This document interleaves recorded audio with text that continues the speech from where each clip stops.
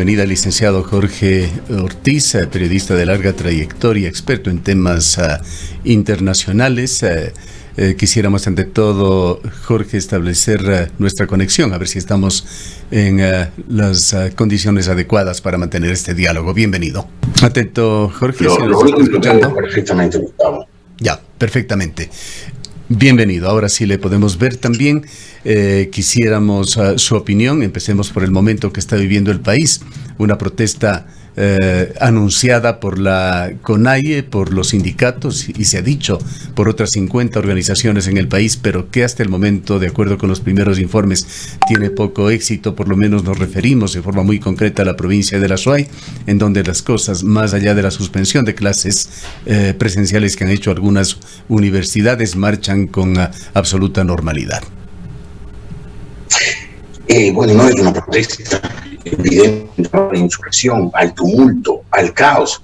Tiene límites que son la disposición al diálogo, la actitud pacífica. Esto no se parece en nada a lo que está haciendo la CONAIE, lo que está haciendo específicamente el señor Issa es llamar a la rebelión, llamar a la insurrección, llamar incluso a la violencia callejera. No entiendo la actitud del gobierno. Ese comunicado de ayer del ministro del gobierno, yo estoy en el exterior desde hace un tiempo y da pena ver desde el exterior el manejo tan penoso de los temas públicos. El ministro del gobierno llama al diálogo cuando hay un tipo con un garrote en la mano amenazando con tumbar el gobierno. Llama al diálogo. ¿Diálogo de qué? El señor Jiménez, ¿de qué quiere hablar a estas alturas? El presidente de la República parecería pues que iba a decir que no permitirá de ninguna manera el texto. Sale con otra cosa tibia, indecisa, vacilante. Y obviamente todo esto alienta el caos. Yo creo que el país está perdiendo el rumbo. Creo que el gobierno, que siempre, desde que empezó hace casi 13 meses, no ha encontrado el camino político. No ha tenido ni un solo día la iniciativa política. Hoy está más perdido que nunca. Creo que el gobierno no se da cuenta que se está cayendo. Se está cayendo en cámara lenta, despacio, no va a ocurrir mañana, pero se está cayendo. A los 4 años no llega de la manera tan desatinada que está manejando la política. ¿Qué efectos piensa usted puede tener esta protesta que aún está por verse qué dimensión alcanza? Bueno, le decía a Gustavo que no estoy en el país. Y que no he estado las últimas largas semanas y que por lo tanto no le he sentido el pulso al país, cómo va a reaccionar la gente, las clases medias urbanas, esos chicos ingenuos, inocentes en Quito y en Ambato se plegaron a la insurrección armada de octubre del año 19, reaccionarán esta vez, se plegarán a la violencia, a la agresión de los sectores indígenas, se plegarán a los llamados al caos y a la violencia del borreguismo. No lo sé, pero si es que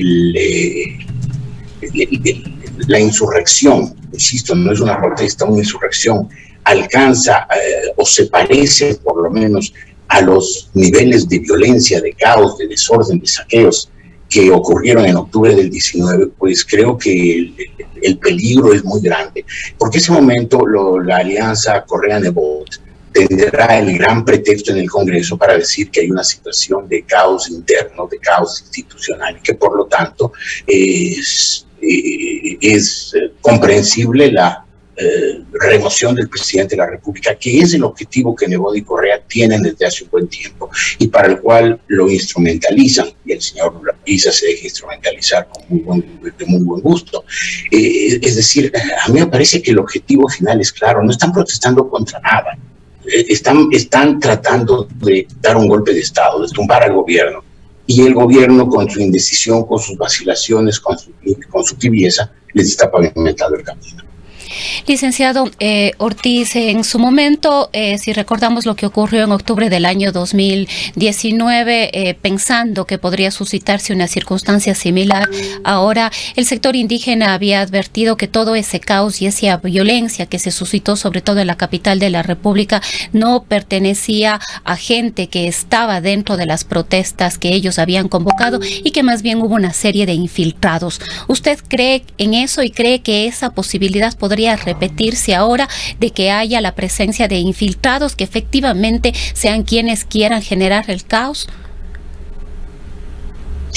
Una mentira ruin decir que la protesta indígena no causó la violencia. La protesta indígena con sus aliados correístas no causó la violencia. Es una mentira ruin, es una mentira infame que hay que ser muy candoroso para creérsela.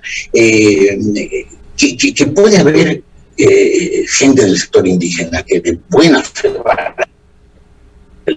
va a una de las reivindicaciones clasistas, a una de las reivindicaciones que históricamente ha hecho la CONAIE.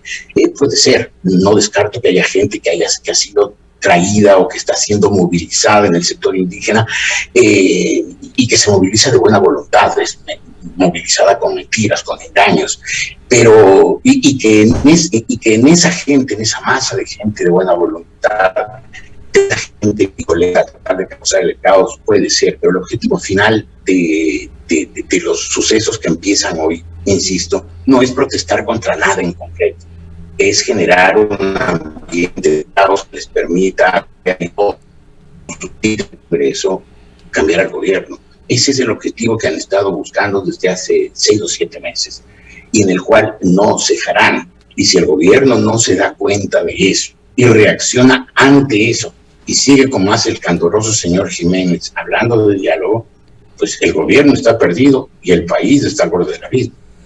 Vayamos a el evento que terminó esta semana, la Cumbre de las Américas, que tuvo la participación del gobierno de Guillermo Lasso. Se realizó justamente en el país en el cual usted está residiendo temporalmente en los Estados Unidos, en Los Ángeles, allí en la Cumbre de las Américas, que estuvo caracterizada por la ausencia de 3 países que no fueron invitados y otros 3 que se solidarizaron. México envió, sin embargo, a su canciller. Estuvo Guillermo Lasso. Los comunicados del gobierno insisten en que Guillermo Lasso ha dejado una imagen de liderazgo, sobre todo en temas de seguridad, bienestar y comercio. Y se señaló también entre las últimas informaciones en un boletín oficial que se había reunido con Joe Biden sin dar mayores detalles, tras una aparente declaración improvisada que hizo en una entrevista con CNN, señalando que podría él pensar en un plan Ecuador, emulando el plan Colombia que se dio hace algunos años. Quisiéramos conocer su balance, qué impresiones ha dejado Guillermo Lasso, si de alguna manera trasciende allá en el país, en Estados Unidos. A ver, les decía que en medio de la poca cobertura que se le dio por los conflictos que están ocurriendo en los Estados Unidos, obviamente hay mucha preocupación por los problemas internos y la Cumbre de las Américas pues tuvo una cobertura, yo diría que marginal, pero en todo caso lo que está claro es que el Ecuador tuvo un tratamiento absolutamente privilegiado en esta cumbre, que la actitud del presidente Biden, del secretario de Estado Blinken, en general de la diplomacia norteamericana y de los responsables del comercio norteamericano fue muy diferenciada hacia el Ecuador. Es obvio que en este caos que se está convirtiendo América Latina por el crecimiento del número de gobiernos populistas, demagógicos, arbitrarios, tormentosos, ¿no? Colombia corre el riesgo el domingo próximo de cometer el error trágico de elegir a otro señor de esta línea del socialismo del siglo XXI como es Gustavo Petro. El señor Hernández no es garantía de muchas cosas, pero por lo menos el señor Hernández sabemos que si se queda 4 años es mucho y después se va, mientras que Petro se quedará como intentan quedarse todos los socialistas del siglo XXI. Ahora lo elegimos 4 años, se quedó 10 y después quiso dejar a su pupilo para que eternizar su régimen. Lo mismo hará Petro en Colombia. En ese ambiente, es obvio que un país estable, un país democrático, un país de este momento en el que se respetan los derechos, las garantías y libertades de la gente, en que la gente puede expresarse, en que el Congreso funciona libremente, en que los jueces tienen independencia, pues es un referente, y el Ecuador fue tratado así como un país referente para la democracia en América Latina. El Ecuador y el Uruguay son hoy en Sudamérica los dos países confiables, y eso se vio en los Estados, en la reunión de Los Ángeles, y no solo por parte de los Estados Unidos, también por parte del Canadá. Cuando tenemos esa ocasión maravillosa de recibir un espaldarazo fuerte para lograr nuestro desarrollo, la prosperidad de la gente, vemos que el señor Correa, el señor Nebot y el señor Issa están coaligados para tratar de desestabilizar el país, para tratar de tumbar el gobierno. Y vemos también que el gobierno, que en política internacional se maneja bien, en política nacional se maneja pésimamente mal, y facilita la desestabilización que quieren sus adversarios. Yo creo que el Ecuador tiene hoy una posibilidad enorme de tener un apoyo internacional significativo. Yo no sé si es bueno o malo que el Ecuador, que haya un plan Ecuador como hubo un plan Colombia, pero así como Colombia recibió en esos años un apoyo muy significativo de la comunidad internacional, especialmente de los Estados Unidos, este momento esa posibilidad la tiene el Ecuador. El Ecuador podría aprovechar esa situación incomparable, que se lo ve como uno de los dos países que son referentes de estabilidad y de democracia en América Latina, para lograr ese apoyo significativo que necesita para lograr el despegue después de 2 años de pandemia, de clausura, de parálisis de la economía. Y cuando eso está ocurriendo, vemos que por temas de política interna, por el afán insaciable de Correa de volver al poder, por el odio personal, por cuyas causas desconozco, del señor Nebot, del señor Correa, y por el afán de implantar a tiros el comunismo indoamericano del señor Issa, el país, el Ecuador, en vez de aprovechar esa circunstancia enorme, esa coyuntura, esa puerta abierta que tiene en el mundo desarrollado para lograr a su vez su desarrollo, pues vamos a empeñar esa posibilidad por la pequeñez, la insignificancia, la maldad de nuestra política. Me parece sorprendente, me parece deprimente y me parece injustificable e inexplicable. Jorge, la semana pasada dialogábamos con otro distinguido ecuatoriano, Augusto de la Torre, un economista que usted con seguridad lo conoce. Él nos atendía desde Washington, se refería sobre todo a temas financieros, económicos del país, y entre otras cosas nos dijo que a Ecuador se le ve mucho mejor desde afuera que desde adentro. ¿Coincide usted con ese punto de vista? Yo creo que sí, y creo que Augusto tiene toda la razón. Es un hombre muy vinculado a los organismos multilaterales de crédito, está ahí en Washington, donde tienen su sede las multilaterales. He estado largos meses con él, hace muchos años, viendo lo cerca que él está del manejo de la economía mundial. Pero es evidente que el Ecuador no sabe aprovechar esas coyunturas. Cada vez que se le presentan las desprecia. Concretamente, yo estuve en Washington circunstancialmente estudiando en el año 2020, en el año 2000, cuando el Ecuador adoptó la dolarización. Y ese momento me acuerdo que si bien Augusto de la Torre dijo que le asustaba que se haya hecho una dolarización sin haber preparado toda la economía para hacerlo, dijo que ese es evidentemente es un gesto que le abrirá al Ecuador muchas puertas en la comunidad internacional. A los pocos días del presidente Maguad caía, había un triunvirato civil-militar que duró unas horas, después se posesionó el doctor Gustavo Larrea, y a los pocos meses ya se veía que se venía encima en manada la candidatura del coronel Gutiérrez. Entonces, se perdió esa oportunidad, y hoy estamos muertos de ganas los ecuatorianos dentro del país de hacer perder otra oportunidad. Tenemos una oportunidad brillante. Desde el exterior se ve la buena imagen que tiene un país estable, con un gobierno democrático, donde sí se respetan las libertades ciudadanas, no como el caso de Correa, que decía eso, mentía. Hoy se ve que es cierto. Y sin embargo, el pésimo manejo político del gobierno y el odio de una oposición que lo que está pensando es en desestabilizar el gobierno, no en aportar desde la oposición a mejorar el rumbo del país, va a hacer que una vez más el Ecuador desperdicie su oportunidad, lo cual me parece francamente inexplicable. Su área, Jorge, no es precisamente la económica, tampoco la nuestra, pero hay un tema de carácter general que está afectando al mundo, que es la alta inflación, y sobre todo está impactando fuertemente allá donde usted reside actualmente, en los Estados Unidos, con una inflación que va posiblemente a llegar y a superar las dos cifras, con más de un 10%. ¿Cómo se está sintiendo la inflación allá? Y también en perspectiva, esa inflación que por temas circunstanciales, entre ellos la dolarización, mantiene a Ecuador con una de las inflaciones más bajas de América, aproximadamente un 3,5%. Bueno, se siente evidentemente esta vez que he venido después de varios años a los Estados Unidos, me ha impactado el nivel de precios. El nivel de precios está ciertamente mucho más alto. Sin embargo, esta es una economía que se recuperó rápidamente de la pandemia. La tasa de desempleo es 3,7%, bajando, en una economía que, según, por ejemplo, el mismo Augusto de la Torre me decía, es una economía que cuando baja del 4% ya prácticamente se puede decir que es pleno empleo. Y se ve, prácticamente no hay tienda, no hay supermercado, no hay almacén de McDonald's donde no está un cartel pidiendo a la gente que se registre, que dicen estamos contratando.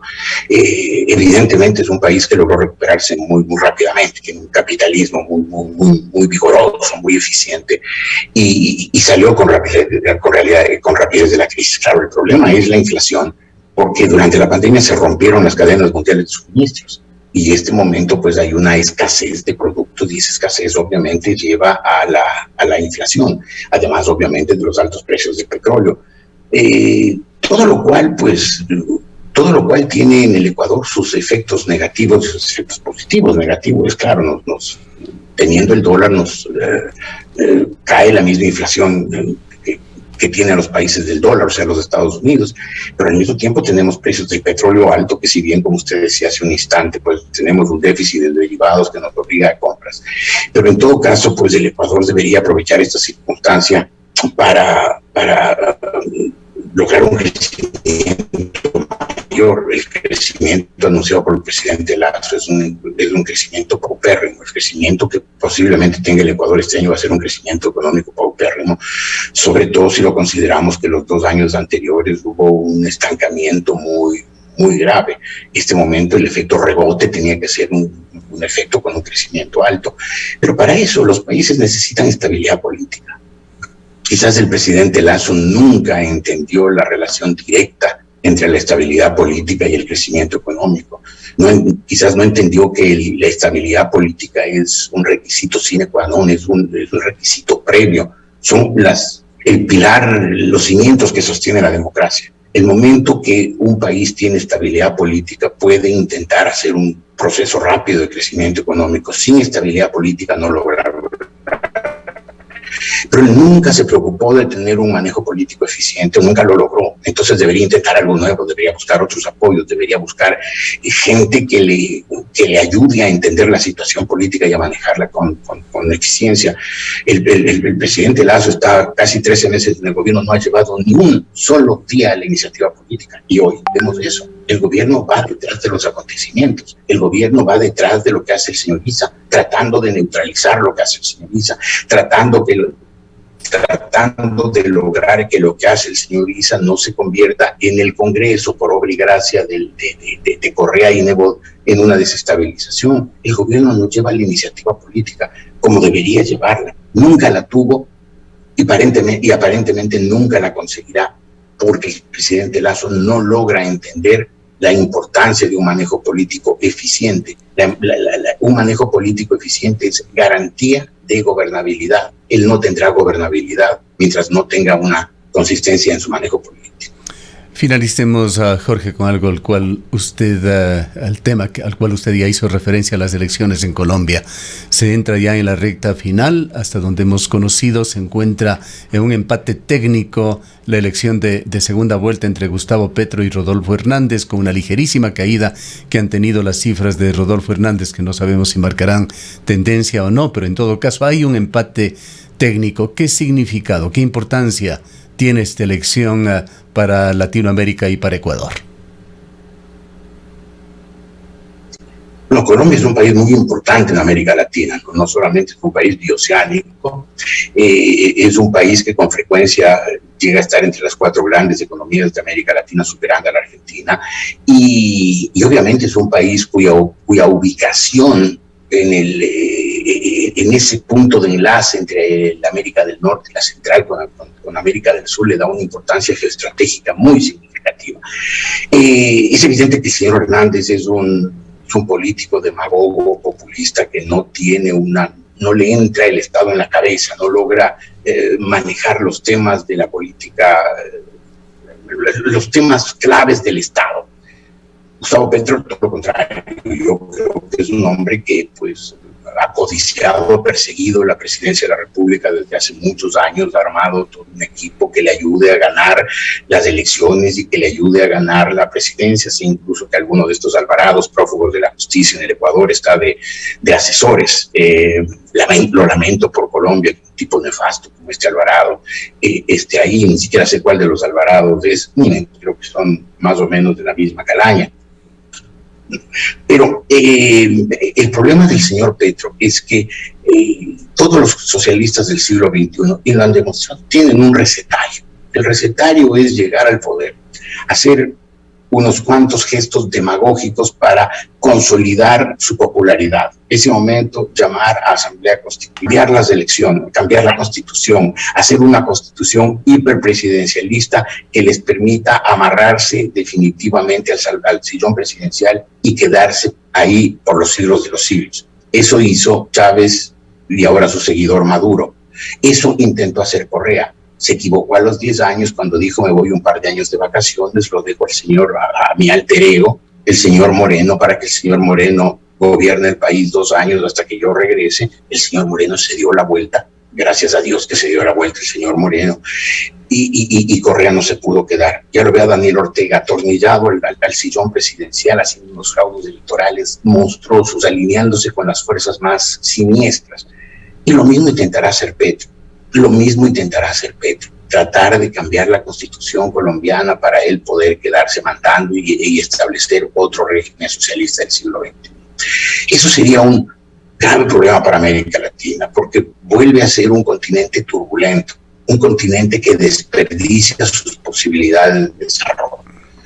Quizás al Ecuador, si bien le afectará la vecindad de un país turbulento, inestable, como sería Colombia con Petro, en cambio podría, y vuelvo al anterior, reforzar su imagen de un país estable, de una plaza sólida con el Uruguay en medio de una Sudamérica turbulenta. Y debería aprovechar esa ocasión. Pero para eso el señor el señor Correa, el señor Nebot y el señor Issa deberían dejar su odio y permitir que el gobierno gobierne. Y a su vez el gobierno debería empezar a gobernar.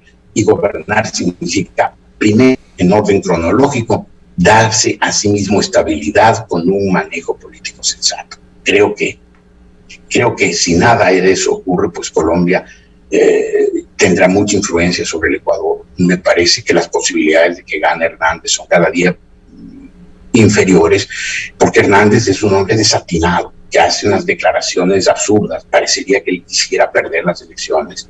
Petro, al contrario, es un hombre que se mueve con cautela, que así es un político profesional desde hace muchos años, que sabe cómo moverse, y creo yo que está con todas las posibilidades de ganar la elección. Creo yo que sería muy malo para Colombia que ganara Petro. Creo que Rodolfo Hernández no es una garantía de nada para Colombia, pero sí creo que Petro es, en todo caso, mucho peor, y mucho peor también para el Ecuador. Bien, muchas gracias por habernos atendido, Jorge.